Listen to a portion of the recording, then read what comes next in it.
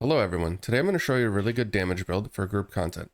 It does work in solo as well, however it has very little survivability, so it just works much better in a group. It's also very easy to make and great for newer players who prefer group content. This is the Negotiators Dilemma AoE gun damage build.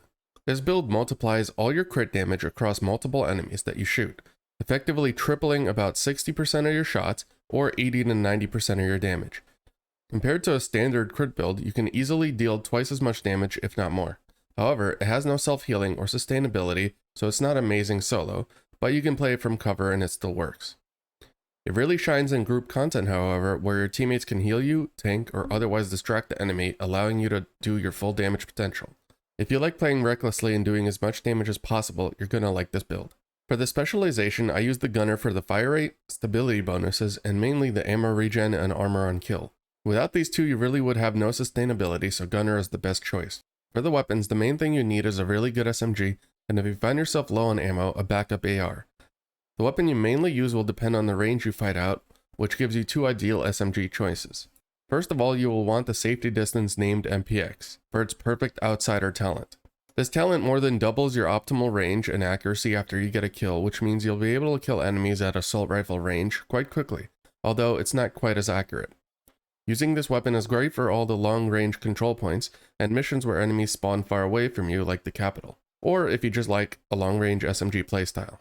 The second SMG you want will be a close-range weapon. Another MPX would be the best choice, but anything with high crit chance and killer ideally would damage the targets out of cover.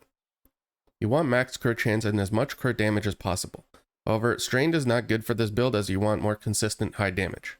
For the mods on the weapon, this weapon has 16.5 crit chance. However, I can get away with using an optimal range scope on this with the 2 crit chance mods here, and I'm still at 60%. For the backup weapon, I personally use this FAL with killer since I like the range and accuracy on it, but you can use whatever your preferred AR is. All you really need is a crit chance roll and killer, as well as the crit chance mods. A good alternative would be the chameleon as it comes with a lot of crit chance, damage, and other bonuses. However, all that takes too long to build up in this build, and this is just a backup weapon anyway. Now let's check out the gear.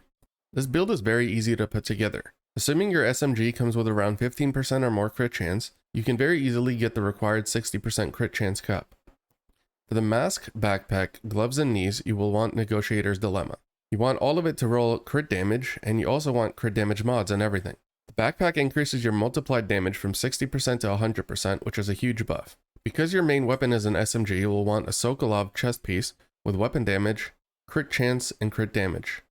You also want Obliterate for as much weapon damage as possible.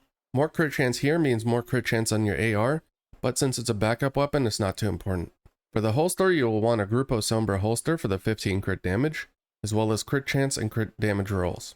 For the skills, I just run the Revive Hive and the Healer Drone, just to get a little bit of survivability. Now let's check out the damage numbers. Without any buffs, we hit about 400k base crits, and now with Obliterate, that jumps up to about 500k. Now this is the MPX without killer. If we switch weapons, we start with about 380k crits on this guy. Those go up to 477k with Obliterate. However, if we get a kill,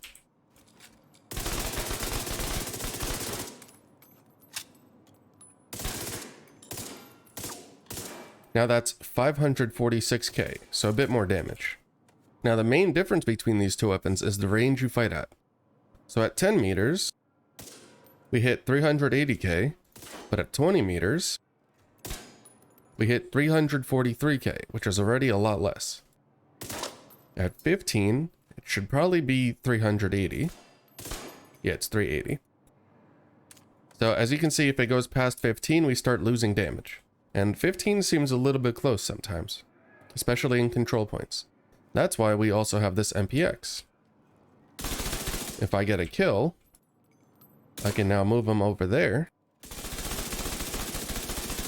and laser beam him for my full 500k damage. Now, generally, you don't want to equip both of these weapons at the same time.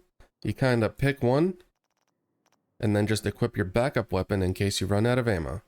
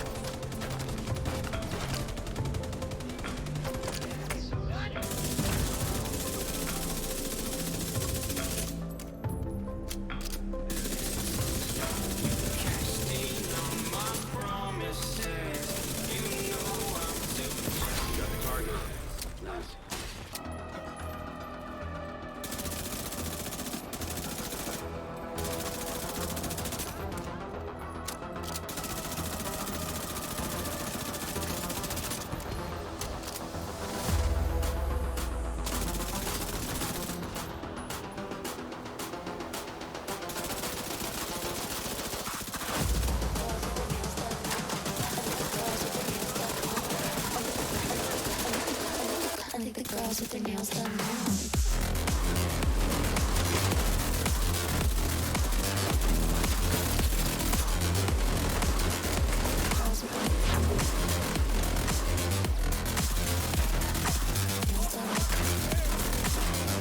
Girls with their nails done.